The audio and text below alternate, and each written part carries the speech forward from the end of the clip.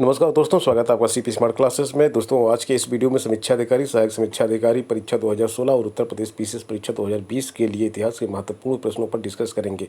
और आज के इस वीडियो में मैं टॉप 50 प्रश्न लेके आया हूँ आप लोगों के लिए। पिछले वीडियो में टॉप 30 प्रश्न लेके आया था, जो उत्तर प्रदेश लोक सेवा आयोग द्वारा आयोजित की जाने वाली सभी प्रकार की परीक्षाओं के लिए बहुत ही इंपॉर्टेंट है। आपसे मैंने वादा किया है कि इतिहास के सभी प्रश्नों को मैं इस सीरीज में कवर करूँगा। और अगर आपने पहला वीडियो नहीं देखा है तो लिंक आपको डिस्क्रिप्शन बॉक्स में मिल जाएगा, वहां से आप देख सकते हैं इसको। इसकी प्लेलिस्ट भी मैंने बना दी है, उस प्लेलिस्ट में भी जाकर आप विजिट करके वीडियो देख सकते हैं। तो दोस्तों, शुरू करते हैं वीडियो। दोस्तों, पहला प्रश्न है कि कौन सा एकमात्र गवर्नर जनरल या वायसराय था जो भारत में मारा गया। तो इसका सही उत्तर है लॉर्ड मेयो। दोस्तों, ये ऑनलाइन चल रहा है और आपको अगर इसका उत्तर मालूम है प्रश्नों का तो आपको कमेंट बॉक्स में कमेंट करते रहना है, और जिससे पता चले कि आप कितने प्रश्न सही किए हैं। दूसरा प्रश्न, दिल्ली सल्तनत के किस शासक ने डाक व्यवस्था प्रारंभ की।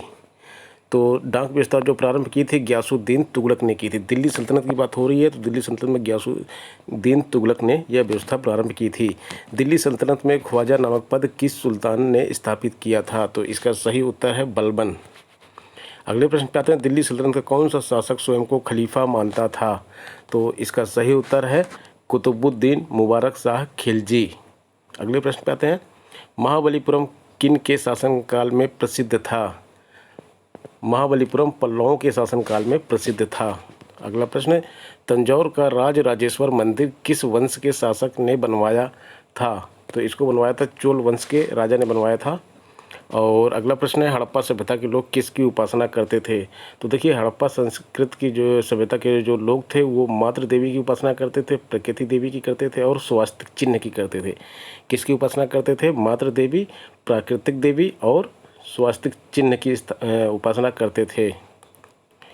नृत्य करती हुई नारी की कांस्य मूर्ति सिंधु सभ्यता के किस स्थान से प्राप्त हुई।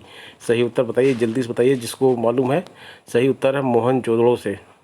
अगला प्रश्न है, सम्राट कनिष्क किस धर्म के अनुयायी थे। सम्राट कनिष्क जो है, देखिए, महायान धर्म के अनुयायी थे। और अगला प्रश्न है, कनिष्क के समकालीन प्रमुख विद्वान कौन थे। तो इसका सही उत्तर हो जाएगा अश्वघोष, नागार्जुन और वासुमित्र। ये प्रश्न इस तरह से आ सकता है, ऑप्शन में एक कोई दिया होगा और आपको सही करना होगा। तो 3 विद्वान जो थे उनके समकालीन थे, अश्वघोष, नागार्जुन और वासुमित्र। अगला प्रश्न है, एपिग्राफी में किसका अध्ययन किया जाता है। एपिग्राफी में शिलालेखों का अध्ययन किया जाता है। सही उत्तर इसका ये है। हड़प्पा के सिंधु स्थल के बाद किसने सिंधु सभ्यता को हड़प्पा सभ्यता नाम दिया। तो ये नाम दिया सर जॉन मार्शल ने। सर जॉन मार्शल ने दिया था ये नाम। अगले प्रश्न पर आता है, जैन परंपरा के अनुसार पहले तीर्थकार कौन थे। पहले तीर्थकार कौन थे, ये प्रश्न बहुत बार एग्जाम में आया है, बहुत ही इंपॉर्टेंट प्रश्न है। तो ये थे ऋषभदेव। वैसे स्थापना का मतलब जो तीर्थकार थे 24वें तीर्थकार महावीर थे, उनको माना जाता है कि जैन धर्म की उन्होंने स्थापना की थी। चीनी यात्री ह्वेनसांग, इत्सिंग और फाहियान के भारत आने का सही क्रम बताइए। तो सही क्रम क्या हो जाएगा, सबसे पहले कौन आया था। तो इसमें देखिए, इसमें 3 लोग दिए गए हैं, तीनों में से सबसे पहले कौन आया था और सबसे बाद में कौन आया।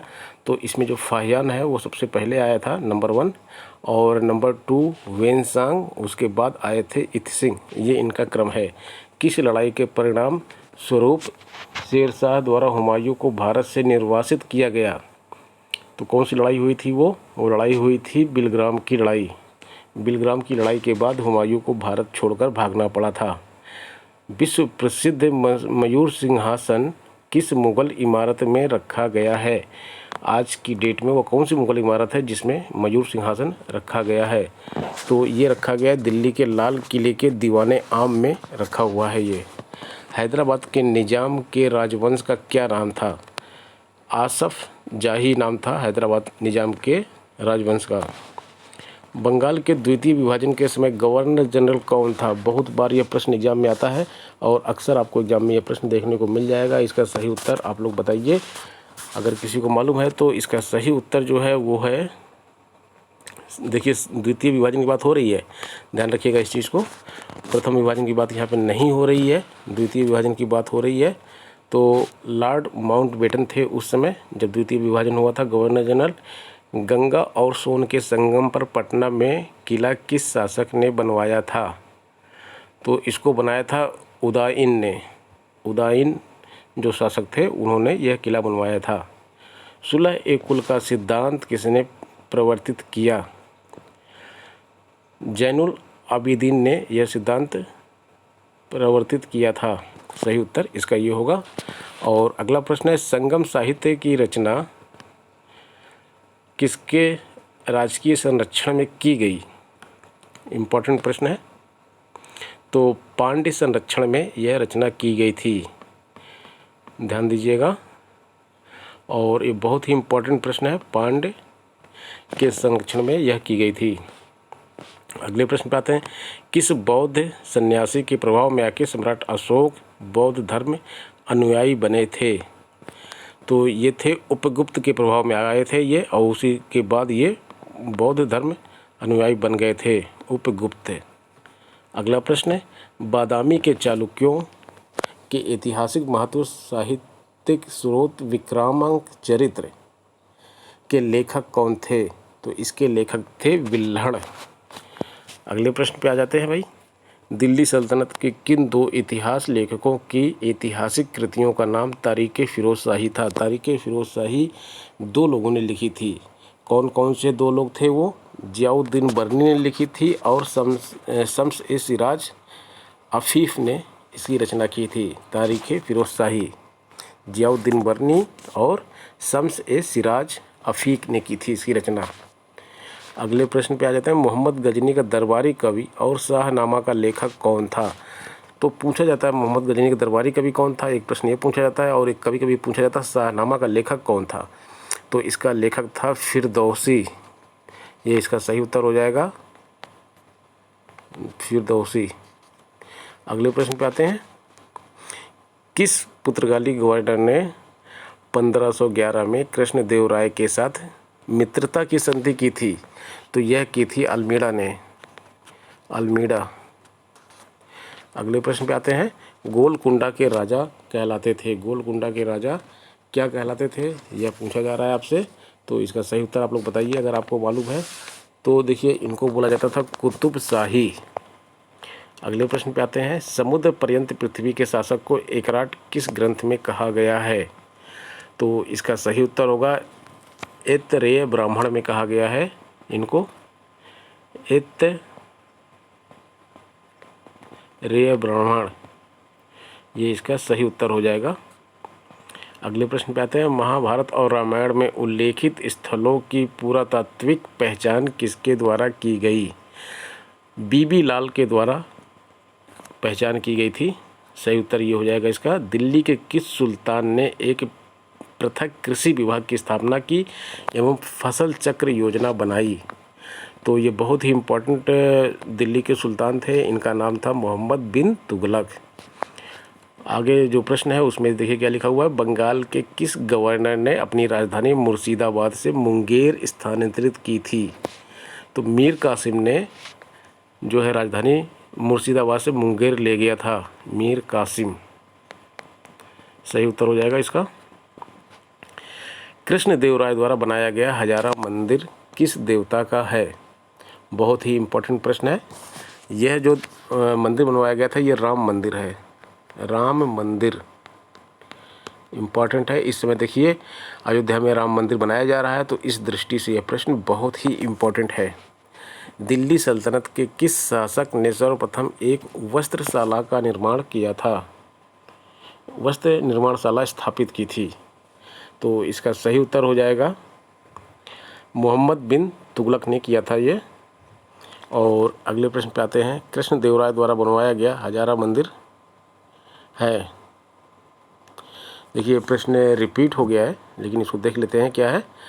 तो ये राम मंदिर है और अमीर खुसरो द्वारा रचित खजाएतुल फुतूह का संबंध किस सुल्तान से था? अलाउद्दीन खिलजी से था। ये अमीर खुसरो ने जो ये खजाएतुल फुतूह रचा था ये अलाउद्दीन खिलजी से संबंधित था।